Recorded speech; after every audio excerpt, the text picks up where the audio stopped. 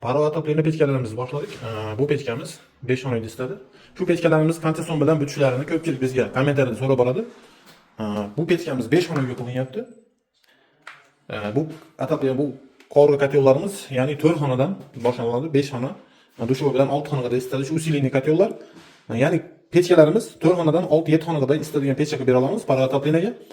Boshlanishi 35 ming so'mdan 52 ming so'mga bo'ladi.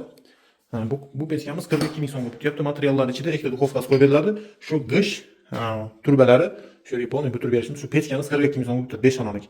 4 xonali uyimiz bo'lsa 35 ming so'mga beramiz materiallar ichida. Shu pechkani qurib berishimiz 35 ming so'm bo'ladi. 6 xona, 7 xona uylar bo'lsa, dushovoy bilan 7 xona bo'lsa, ya'ni 130-140 kvadrat uylarga 52 ming so'mga beramiz. Materiallar ichida kotyol, mehnat hammasi ichida bo'ladi. Pechkani qurib berishimiz senas. Kotyollar kimga qiziq bo'lsa, kimga kerak bo'lsa, uzoq rayonlardan olaman deganlarga telefon nomerlari ekranga yozib qo'yaman. Kotyolga aloqa chiqarasizlar. Uylarda bitta videoga tortib tashlab bersanglar, kotyol levi pravisini yasab, taksiga solib beradi, yo'lkasini to'lab olasizlar.